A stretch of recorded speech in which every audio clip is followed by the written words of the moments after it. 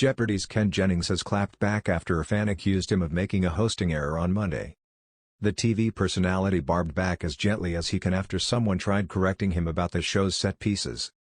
Ken, 48, presented this final Jeopardy! Clue on Monday's episode won by Ray Lalonde. Unable to make these candies perfectly round, the confectioner embraced this flawed name for the product.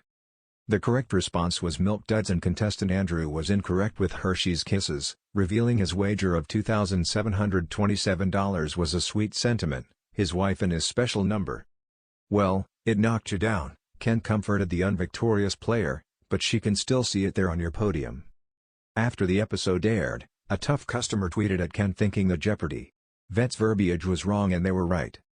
The user wrote, "Tonight you referred to the number 27 still being visible on the contestant's podium. A podium is a raised platform. They stand behind a lectern," they accused. Ken instantly wrote back, "What if, and I suggest this as gently as I can, the dictionary disagrees." Ken added a screen grab of Webster's dictionary showing that podium and lectern are synonymous. Shut up. Just last week, Jeopardy!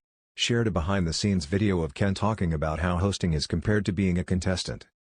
Even then, multiple users replied on Twitter that Ken used the P word, one writing, lectern. One stands on a podium.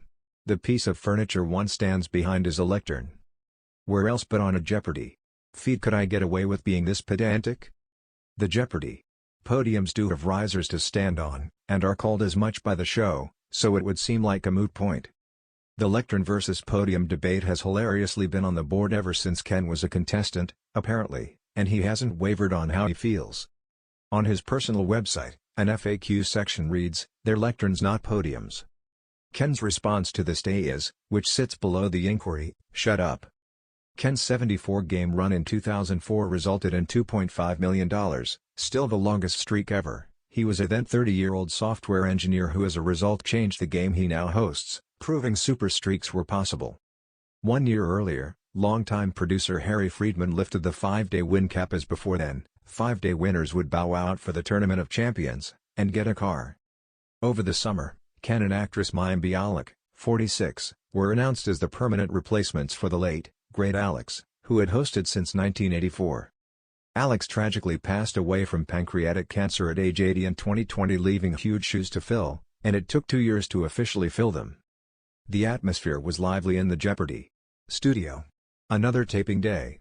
Another set of brilliant contestants. Another chance to celebrate trivia mastery. But as fans at home settled into their couches with snacks and scorecards in hand, a tiny ripple of drama was brewing, one not caused by a final Jeopardy! Twist or a shocking runaway game. This time, the controversy centered on the host himself, Ken Jennings. It all began when a longtime Jeopardy! Viewer named Marla Johnson, a retired librarian from Omaha and a self-proclaimed Jeopardy! Purist, took to social media after Wednesday's episode. She posted a screen-recorded clip from the game on X, formerly Twitter, captioning it, "At Ken Jennings, you clearly mispronounced the response to that French opera clue. Contestants suffer deductions for pronunciation errors, why not the host? #hold hosts accountable." The clip showed Jennings reading the clue. This 19th-century opera by Bizet features a fiery Spanish heroine. The contestant responded correctly, "What is Carmen?" Jennings, as usual, moved swiftly to the next clue, but Marla argued that his pronunciation, closer to Carmen than the more stylized Carmen, was, in her words, jarringly Anglo. By the next morning, the post had over 500,000 views, with hashtags like #Ken mispronounced Carmen and #Jeopardy drama trending modestly among trivia diehards. A few fans leapt to Ken's defense, while others piled on with fresh linguistic grievances from past episodes. But Ken Jennings, in his typical affable yet sharp-witted way, wasn't going to let the discourse spiral unchecked. Instead of a snarky tweet or defensive press release, he responded with a dose of classic Ken charm, on that evening's episode. After the first commercial break, Jennings returned to the podium and, with a wry smile, addressed the camera directly. "Before we get back to the game, I just want to gently acknowledge a concern raised by some eagle-eared viewers last night," he said, glancing at the camera with a playful squint. "It seems I may have offended opera purists everywhere with my decidedly Midwestern pronunciation of Bizet's Carmen. To be fair, I've been saying it that way since I was 5, when I thought the opera was about a lady who drove a Dodge Dart." The audience erupted in laughter. But in all seriousness, he continued, we do hold ourselves to high standards on this stage. We want to honor the accuracy of language, culture, and pronunciation. I'll try to French it up next time. He winked, then gestured to the contestants. Let's get back to people who do know how to pronounce things under pressure. Social media exploded. Memes of Ken driving a Dodge Dart with Bizet in the backseat took over Instagram and Reddit. Even Marla Johnson herself, who hadn't expected her comment to go viral, responded with grace. Okay, that was actually very classy. Touché, Ken, she posted, adding a clapping emoji and a gif of Carmen spinning dramatically on an opera stage.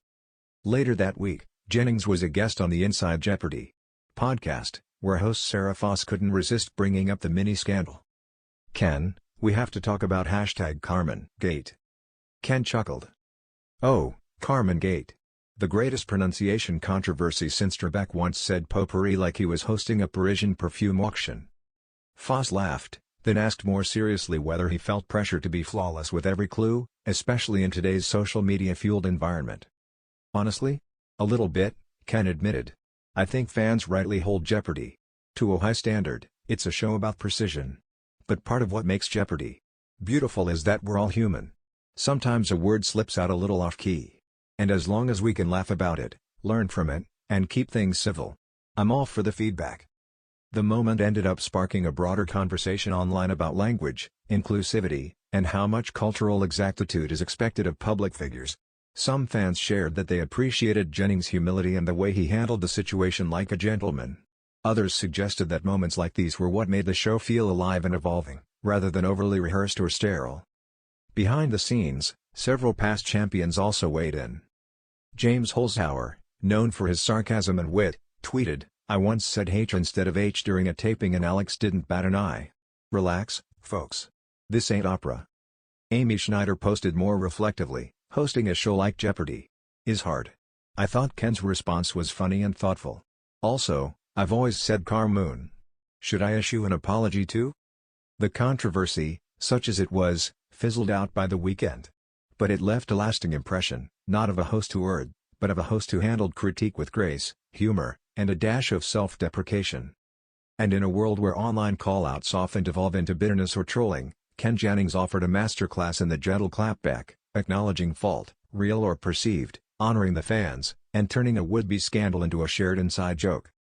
By Monday, the next week's contestants were already buzzing in over topics ranging from ancient Rome to video game lore. But as Ken read a clue about musical theater and paused ever so slightly before pronouncing Les Miserables, a knowing chuckle swept through the audience. He grinned and said softly, Don't worry, Marla. I practiced this one. And just like that, trivia was restored, the tone set, and the board reset. Answer, with charm and class. Question, how did Ken Jennings respond to being called out on air?